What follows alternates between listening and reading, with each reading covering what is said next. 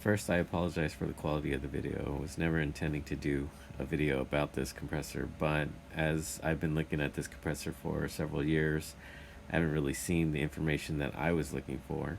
So in this video, we're going to take an in-depth look and test the compressor, find out what the capabilities are, and also I'm going to show you a couple fails of me trying to set up this compressor to have a larger capacity and how I went about doing it. I'll be measuring the decibels because, as you guys know, with Air Atomized, I need this thing to be running 24/7, 365, as well as I want to see a comparison in regards to how it stacks up against the DIY silent compressor.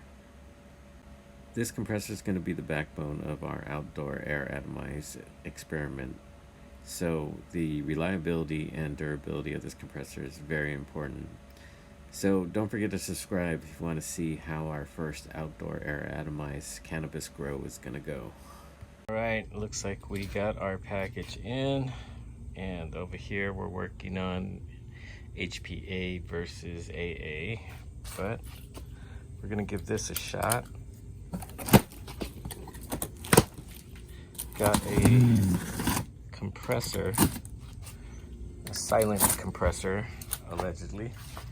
Let's get to about 125 psi from California Air Tools. Got this bad boy off Amazon. This is an 8-gallon tank, and so we're gonna actually hook this up to this tank over here, which is a 21 gallon, so we'll have 29 gallon capacity. Go.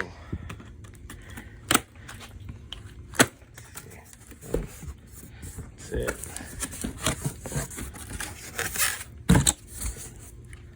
And looks like it came with a couple of wheels, hardware, intake filter that reduces the decibels by about 10. Build quality is, and for those wondering, this, I did not get the aluminum can, I got the steel can because it was cheaper. I got the 4-year warranty, so if I blow it up, it's not a big deal. So what I'm going to do now is, let's see, what does everybody want to see? Here's how it comes. You got your quick release, you got dual gauges, got your regulator valve, standard braided compressor line, very pliable. Wonder how long it will last. Again, this is an 8-gallon tank. Looks like it's got 2 pistons, and that's it, AC power. So I guess what I'm gonna do right now is we're gonna go ahead and I'll run a dB test. I got the radio playing in the background, so we got the game on. So first we'll just turn it on and see how loud it is in comparison to the radio. And then after that, we'll check what the max PSI capability is. I believe it's about 125. We'll find out. I've seen people that could not get it past 90, so I don't know if they had a used one, but we'll see what the capability is. And then I got a dB meter, an old dB meter, so we'll check the dB on it as it's running. So just plugged it in. This is oilless, so that's a good thing, I guess. I got my dB meter here. So again, what we're gonna do is let it run.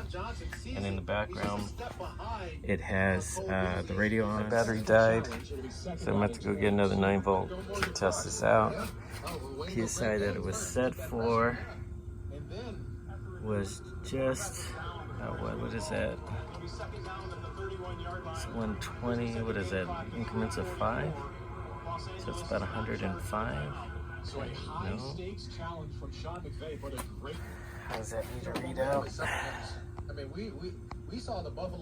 Okay, now this one is going good too. How's this one read? In the NFL, that is where the great teams, you have to be able to harness that or slow that down and then get back on your game. 120, 110. Does that look right? 90, 95, 100, 105. Okay, running the compressor and got the dB meter out. We're about 2 feet away, 72 dB. about 5 feet away, and we're at 60, 66. And let's get the measure out and let's run some tape. Okay, let's take a look here. We got the tape, as you can see. We're coming all the way out. And the goal is to stand 10 feet away, right at the tape. We'll go ahead and kick the compressor on. And there we go. We got our dB meter. We're at 70, probably just about 2 feet away. And we're just gonna go straight out to 10. So, standing at 10 feet away, coming out with about 60.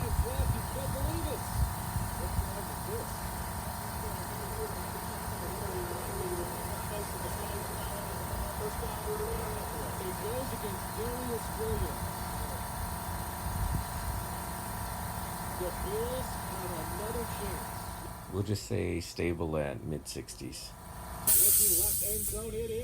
And there you have it. So is this doable? We got the hissing from the line. KCBS-FM and HD Los Angeles, broadcasting live from a dumpy little building with inflatable The radio's at. This is 93.1 Jack FM, the radio.com Go ahead and station. finish that thought. I wish I could hear what Mike Pereira's saying, but I mean, if EPI, it's Overall, a touchy call, but the Rams did a great job. it's pretty quiet. You got to make sure you have the intake muffler, aka intake filter, on. Once you have the filter on, it quiets up significantly. You'll knock out 10 dB just like that. So here I basically left it for about 3 hours doing a leak down test, and it seemed to hold pressure perfectly. Kicks on pretty quick. Actually, let's do a quick test on that. Get on this side of the tank. Brace it. Ooh, motor's hot. So you just push it in instead of having to release the standard end like this. Instead of pulling back, you can just push it in and it locks in. I like that feature. So I know there's an adjustment inside of the pressure switch, but the way it comes out of the box, I just want to see when this compressor kicks back on. So let's run it down. There it goes. So it kicks back on at about, I guess if that's 85 psi. So it's really not that bad. Sitting right next to it. It's probably about 10 to less than 15 decibels louder than the silent compressor that is back over there. Voice of your Los Angeles Rams, and let's talk about winning for a second. With sports, So we're gonna give this a shot. It's doable. This motor definitely got hot really quick. Well, that's the head. It's pretty hot. Head's hot. I'm sure that's what's gonna kill it. Usually kills everything is heat. So we'll see how long it lasts. We're gonna put it to the test. Now here's the feature I really don't like, is their air intake canister as a filter, drawing through that little straw, which is about a 4mm hose, and when you got both heads tied together, I just see that as potential problems.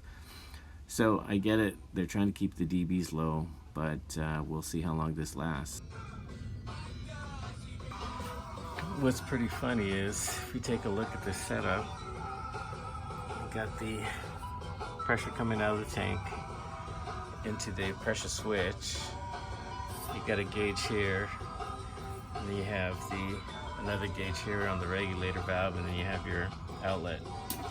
But if we come take a look over here at the HPA system that we got the pressure tank going into the pressure switch.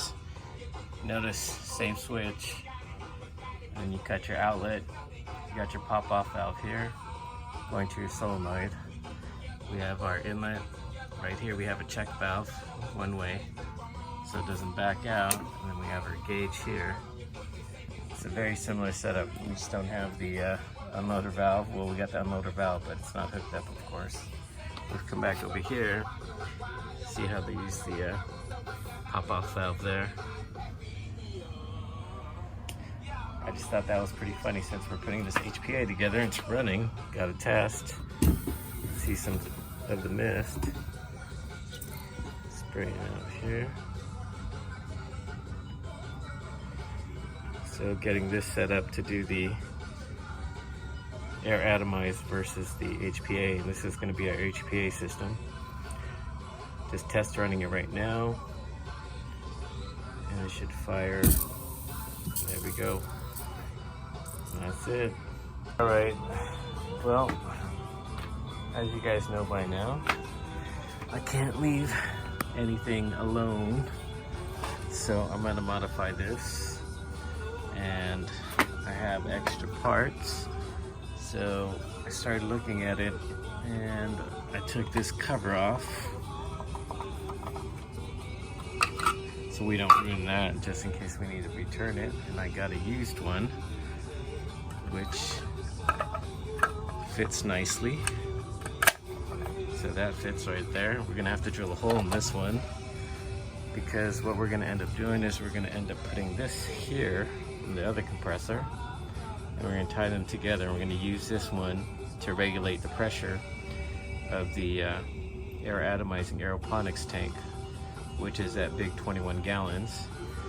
And we're gonna use this power plant to keep it filled. And we're gonna see how it does. And if it holds up, then maybe I'll switch over to this. If not, I will just continue to build that, because that seems to be very reliable on that tank. So I think we'll go ahead and tear it down and start working on it. Okay, this setup would work if you were running a small tank, but for me, this was a fail. Okay, so here we go. We got it pretty much set up. So this is all factory to this point right there. And then I just put a fitting, and I relocated the pop-off valve there, safety pop-off. Came in, connected to my 120 solenoid. And this is a normally closed solenoid, which is going to the old compressor switch and has this gauge on there. And this also has its own safety valve on it. Temporarily, I connected a quick disconnect for testing. We're gonna change that later, and might run a bypass. I'm not quite sure. Maybe I might put a bypass in here, hooked up to a different fitting. We'll figure that one out when we cross that road. But for now, this is the preliminary setup, and I should be ready to test in a little bit. Just gotta wire this to this and this to that, and then we're done. Okay, just doing the test. As you can see, compressor is on.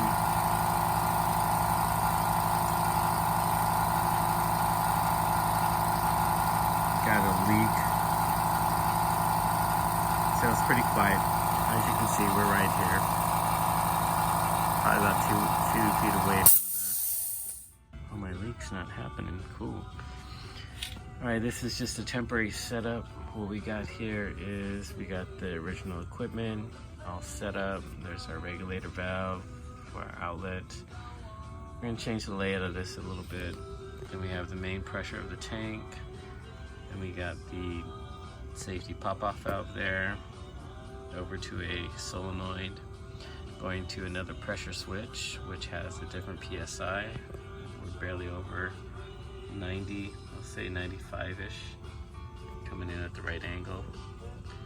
So about 95 versus the main pressure tank here is well over 100. Let me see, let me get a better shot of that.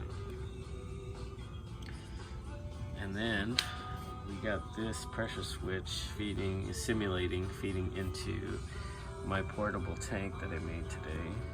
It's an air pressure tank. There we go there. So that's simulating the aeroponics tank that's going to be in the backyard, and it's going to be fed from remotely. So this is the system. It looks like everything's working. So how this is working is this pressure switch will control or regulate the pressure of the secondary tank, and how that's going to be triggered, it's going to shut on and off this solenoid valve, and this main tank is going to feed it's not only going to be the workhorse motor wise to fill up that secondary tank, but this is also going to be used as a regular compressor as well. Now this is the proper configuration when you're using a smaller tank to charge a larger tank. So the reason why I'm doing this is because I'm trying to prolong the life of this motor.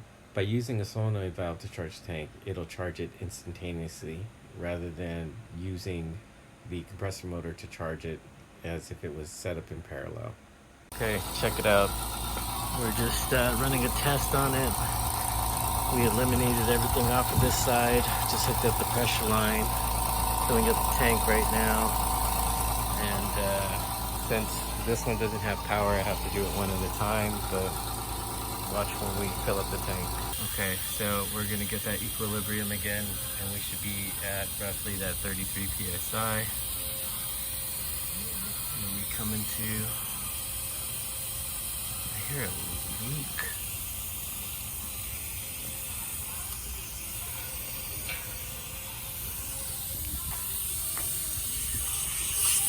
Oh fuck, man, I fucked up the fucking check valve, shit. I fixed the leak. What happened was this end cap came loose as I was tightening the check valve a little bit more to get the right angle. And now I'm filling up the tank again, and we're gonna hit it again. Here we go again, just filled up the tank.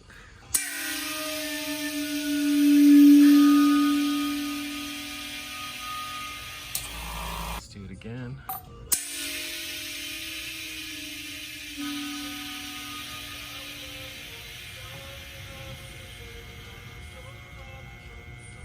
Now this is a second fail because as I was dialing in the pressure, I was thinking that higher pressure would lead to lower volume, so I thought the capacity of the tank would have a better shot at filling it up. The problem here was that basically if I was not able to charge it in one shot, then it's like running both tanks in parallel, which would cause the compressor motor to overwork.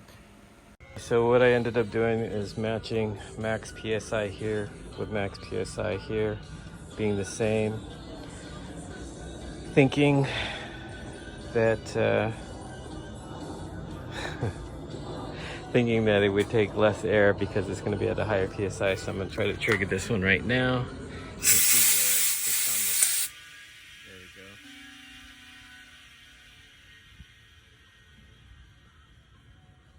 we go. Okay, that's a bad idea, so strike one.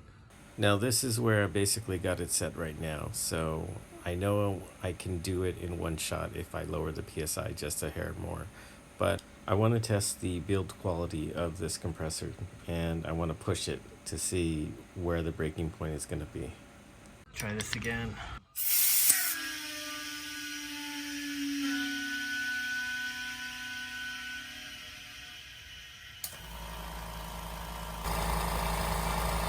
So what should happen right now is once this switch pops, there it goes. This tank should fill up pretty quick. Okay, this time I'm going to do reverse angle. So I'm going to drain this secondary tank.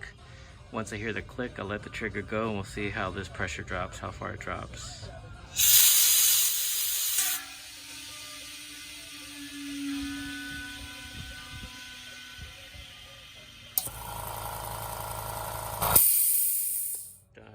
I threw in a side-by-side for some of you who might need visuals to help you understand it easier.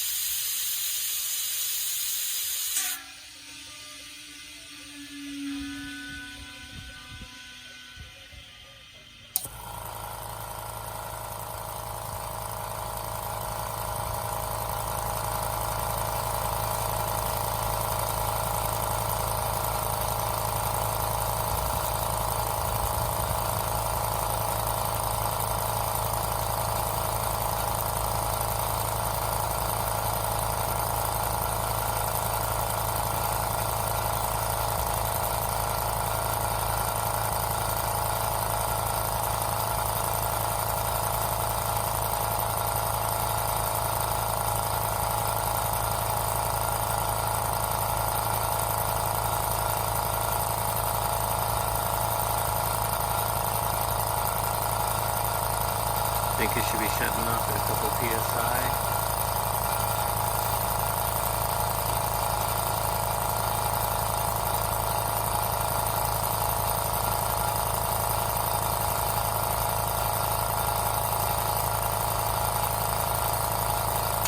There it goes.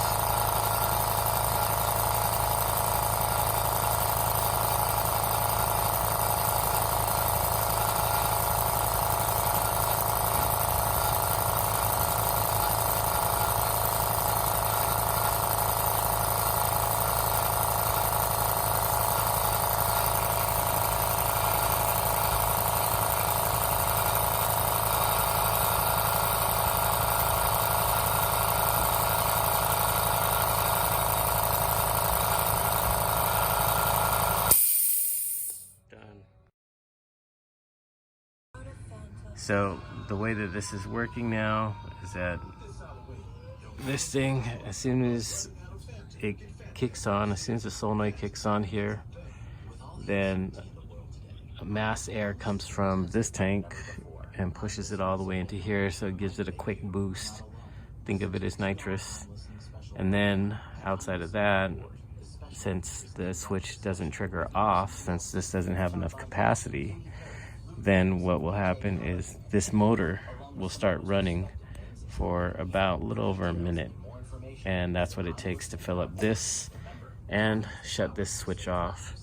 And that's the benefit of leaving this tank at, what we'll say, like 82 psi, and then this one will pump back up to the 110-ish psi, and I think that's how we're gonna leave it.